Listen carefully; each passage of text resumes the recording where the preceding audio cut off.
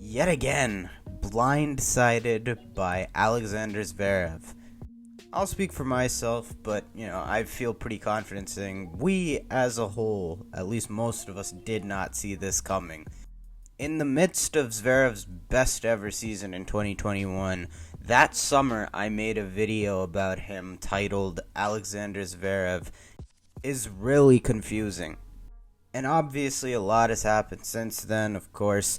That devastating injury at Roland Garros, a climb back up the mountain, and of course a win now in the quarterfinals of this Australian Open against Carlos Alcaraz that pretty much stamps Zverev back to where he was pre-injury.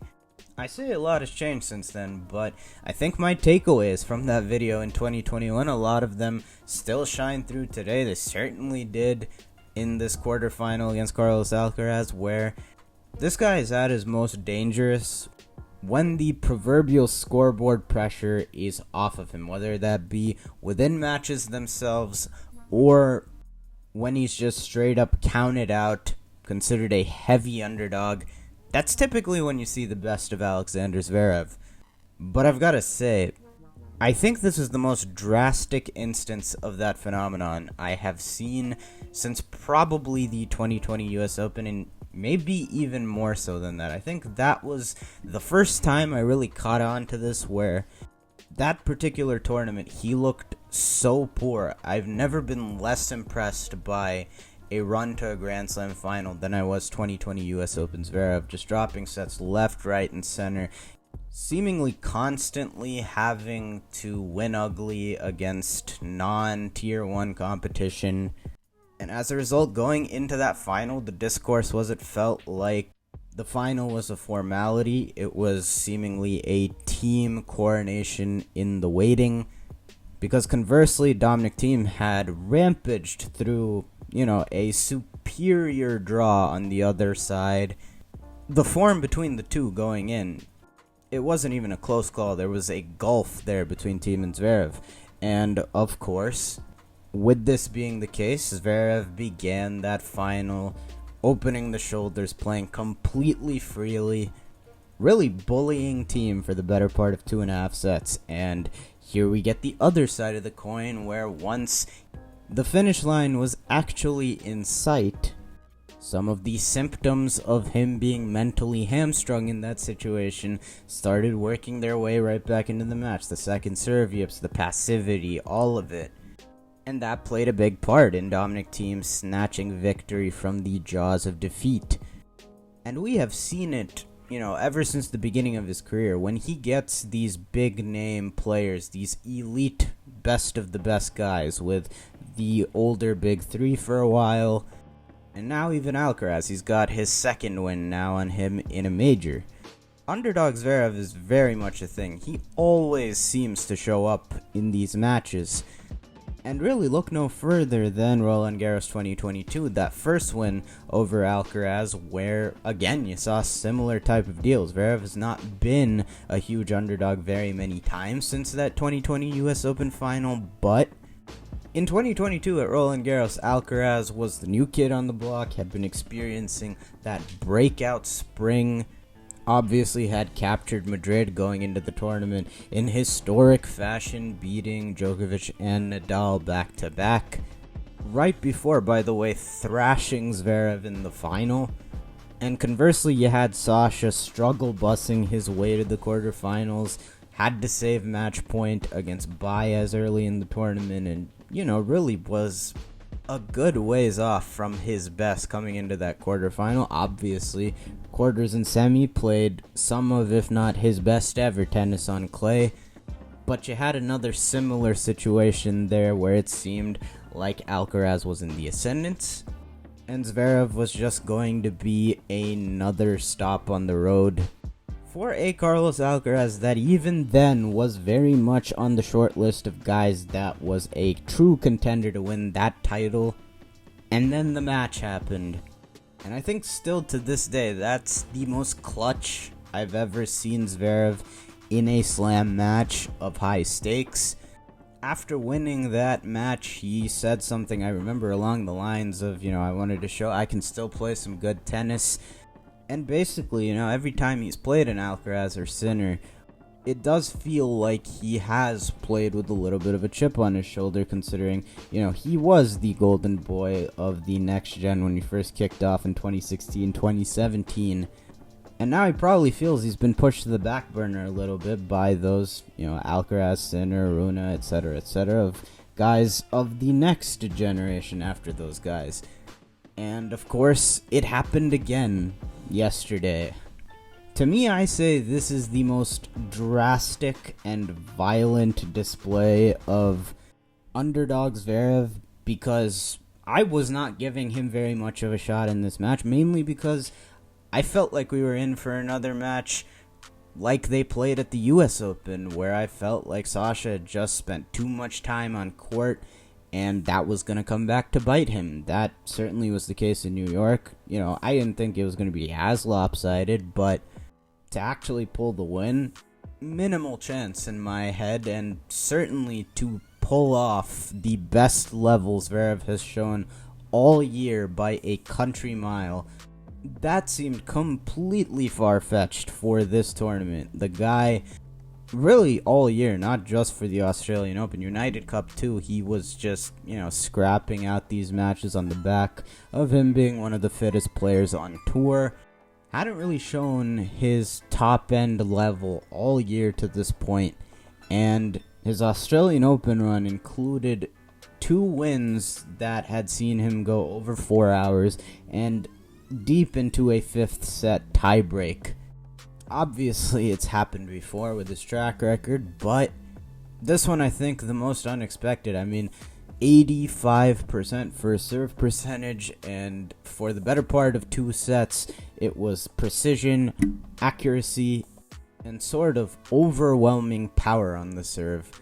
Even though Zverev finished on a high last year post-Wimbledon, he was almost back to the player he was pre-injury. You hadn't quite seen a performance like this, and, this is the match that pretty much stamps him back at where he was pre-injury. And even though I would say he hadn't been back to his pre-injury level in the back end of last year, I do think a very important thing is at play, and has been a little bit, but more and more since 2021, and that's the second serve yips becoming less and less of a problem, because Zverev simply addressed that, not by really doing anything with the second serve, but becoming a guy that routinely, on average in fact, feels like he serves first serves at like a 70% clip on average. And I'm not making that up. These are literally his numbers over the last 3 seasons. He's been over 70%, and it's been at no trade-off for speed, power, nothing.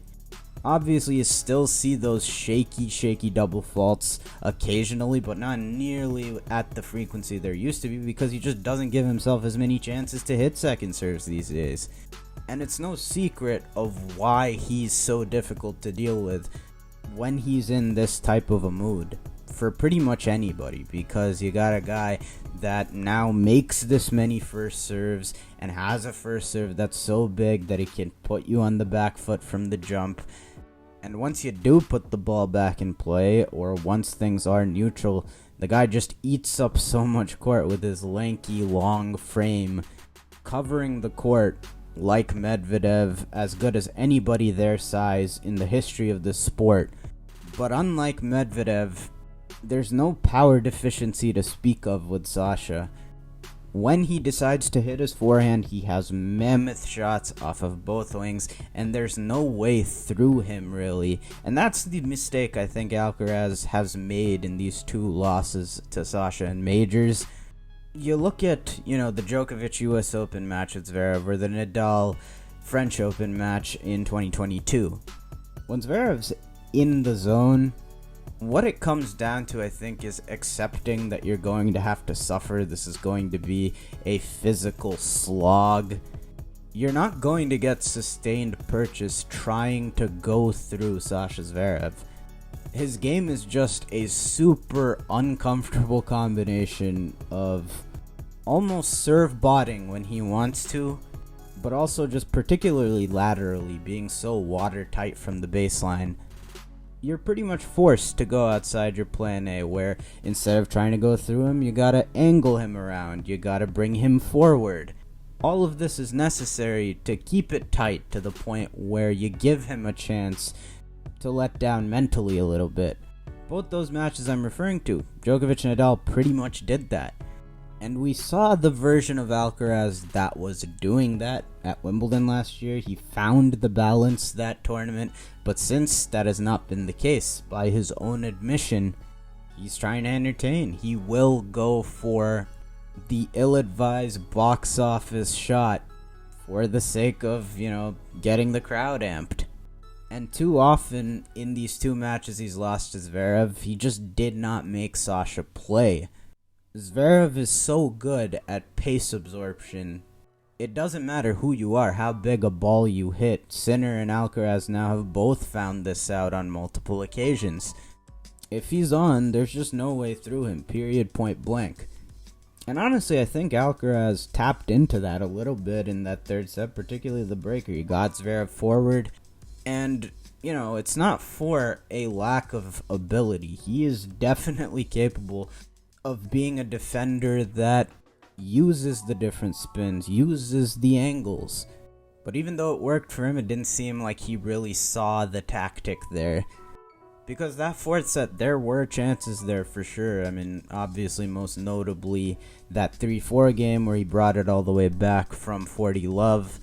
But pretty much as in all the different, few and far between chances Alcaraz had in this match, albeit. But when he had them, most of the time, he elected to go with some really ill-advised shot selection.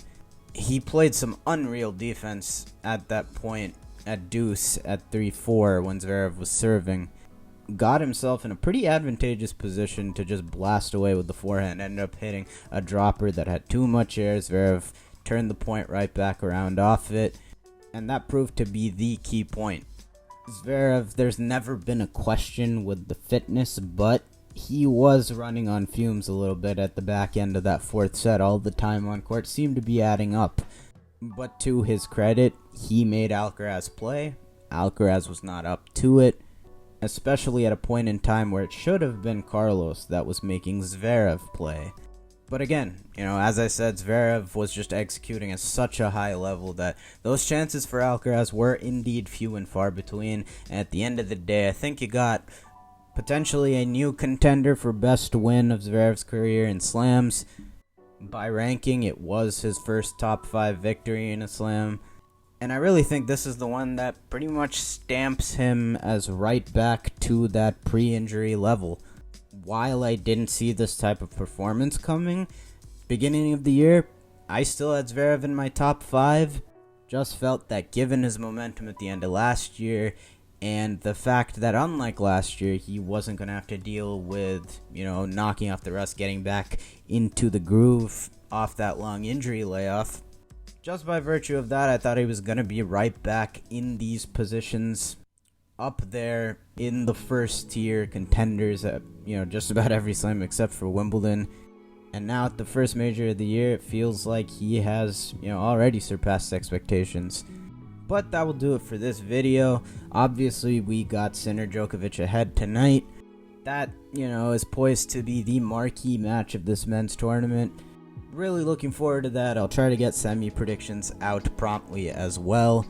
Probably look out for that on Spotify on my podcast. But otherwise, thank you all so much for watching. I hope that you enjoyed. If you did, it would be much appreciated if you could drop a like, help the video perform better in YouTube's algorithm, and also subscribe to the channel if you're not already. Thank you all again so much for watching, and of course, I will see y'all in the next one.